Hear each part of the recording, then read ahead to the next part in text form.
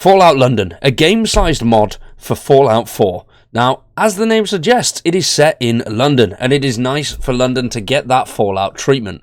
I'm very excited for this one. It is developed by Team Fallon, with over 200 people putting hours and hours into making this mod, and it is finally releasing in April of 2024.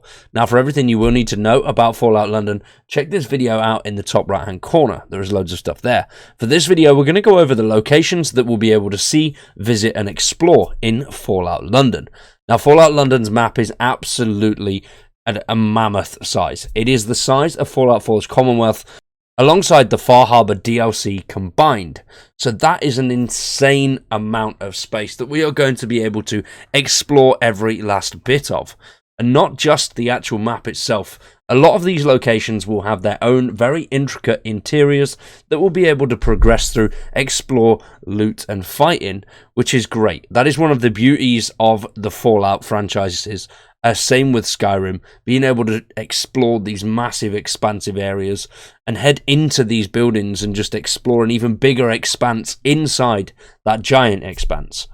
Now, today's video, as I've mentioned, is just about the locations, but there is loads more stuff that we're going to be doing, and there's also loads of stuff on the Fallout London website and the Team Fallon YouTube channel, which the links for those are down in the description below if you do want to check them out.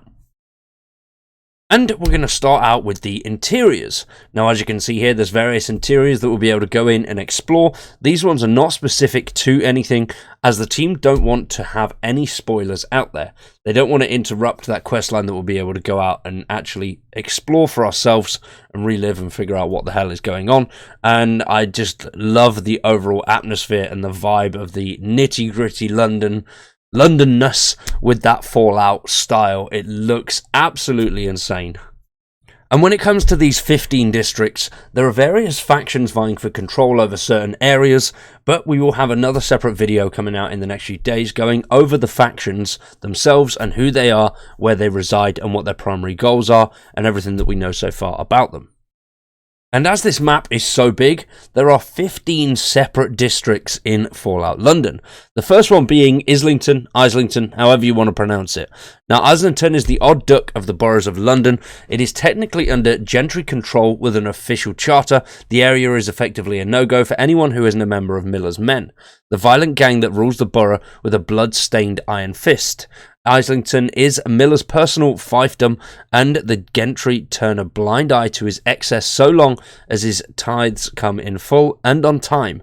Miller's grip is loosening as he gets too old to enforce his will, and the violence he has fostered begins to spin out of control. Next up, we have the soiled streets of Bramley. They're tread by the Vagabonds, one of London's biggest gangs, and a gang at war with the Isle of the Dog Syndicate.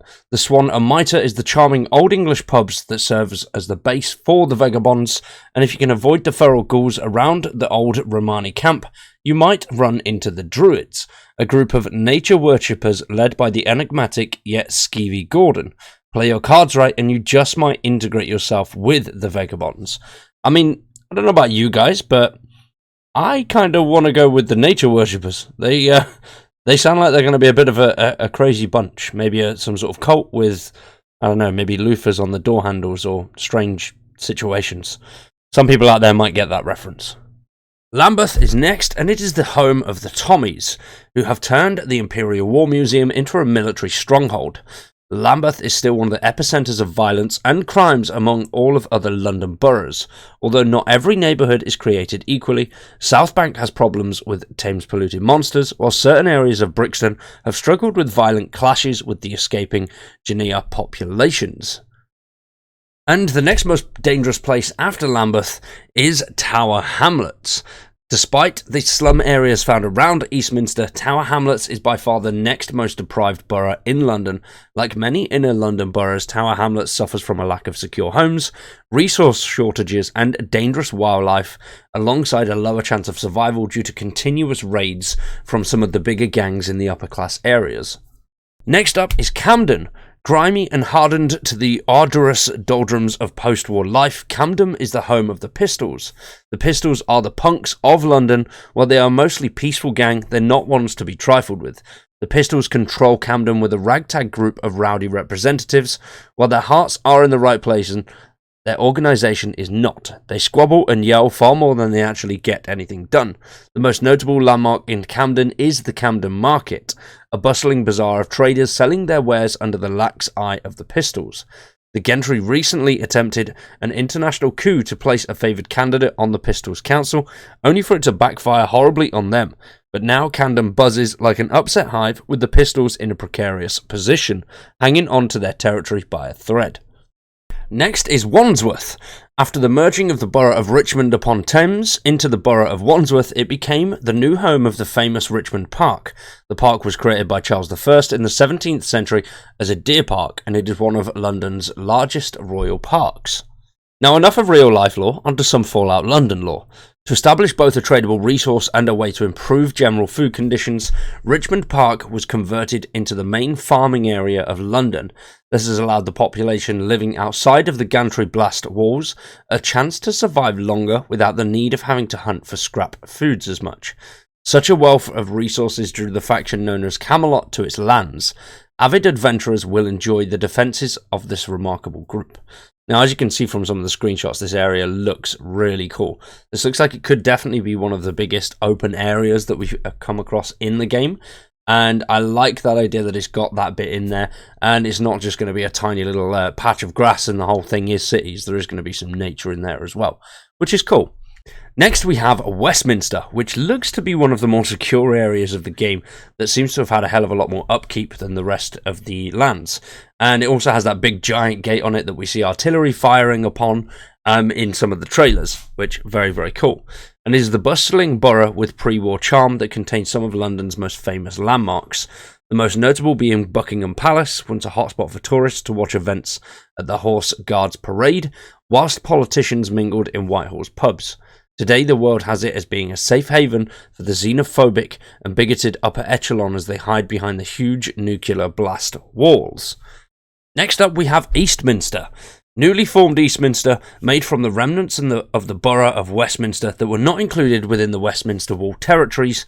Eastminster and Trafalgar Square are now famous for being the home of the Eastminster slums and holding camps. These decrepit areas make up the main of Trafalgar Square Plaza, as well as the walls inside the National Gallery and National Portrait Gallery. Next up is Hackney, which is the home of the Roundels, and the Roundels are the owners and the operators of Roundel Radio, Northern London's main music broadcast network, and the Roundels are happy to get in dirty in the garage, repairing their motorcycles or testing their chops in a street race. The streets may not be safe when the commuters are mutants and the raids from Miller's men, so make sure you pack some extra ammo and don't consume anything not from a trusted source. Now, I like that idea. I really hope that it is not safe and we have a brutal sort of no-go area where things are a little bit rough, but we can go there to get some sweet loot and loads of XP for killing loads of the Roundels. Next up is the City of London itself. It's a lively hodgepodge without a strong ruling presence, which is actually quite surprising. So this seems to be like it is vying for control for various factions, but the area is under some supervision from the Tommies, and hooligans have been making their efforts rather difficult wandering through London. The Mithraeum might introduce you to a group of frenetic occultists who could make Aleister Crowley himself proud. The London Wall will stand stalwart and imposing, separating the City of London from hordes of tunnel cough victims. Now, London looks absolutely stunning, and it's quite cool. I'm hoping we do see a lot of factions trying to go for control there, or somewhere that we can influence who has the greater control. And another extremely dangerous part of the map is Southwalk. Drugs, knives, guns, and murder are just a few of the things that Southwalk has to offer. Almost every part is full of gangs, monsters, or new settlers that are soon to be killers. Despite all of the doom and gloom, it is one of the most lively and diverse London boroughs, stretching from just south of the River Thames all the way down to the edges of the Fracking Canyon. Next is Greenwich. The ruins of Greenwich is the territory of the Jack Tars, a ruthless gang of sailor scoundrels loyal to the Admiral. The rugged attitude is warranted, as the borough is home to a large number of commuters based out of the Old National Maritime Museum. They are little more than a better organised group of marauders defending their territory. The travellers are advised to tread lightly and make every shot count. So once again, another seemingly quite dangerous district, which looks stunning. I love the sort of radiation feel to this area. Hopefully we do get to see some big ass ships. Well, the Admiral, I'd assume there's got to be a ship nearby somewhere that we can sort of have a look at and explore. And maybe there's even a base nearby, which would be really cool. Now, on the outskirts of London, we have Croydon, and before the Great War, the UK government contracted the Royal Gas Company to frack the English countryside for the last remaining gas pockets. By the time the Great War of the UK was relying on most exclusively gas for power. Large fracking towers were erected all around the English countryside, typically accompanied by gas holders. At the peak of gas production, it was impossible to go to the countryside without seeing a fracking tower or a gas holder. And this is where we're going to come across a lot of those fracking towers and damage done to the environment because of them, and such as the big sinkholes, as you'll see in some of the photos, which looks really, really cool and adds a sort of very hellish feel to it. Next, we got Lewisham, which is the most notable locations are Pindar Station and the Lewisham Reuse and Recycling Centre. The local populace organised themselves in the Den, a home that they've carved out of the recycling centre. However, the unfortunate denizens of the Den were wiped out by the Isle of Dogs syndicate, leaving only a ragtag group of French scavengers and thieves known as the Normans.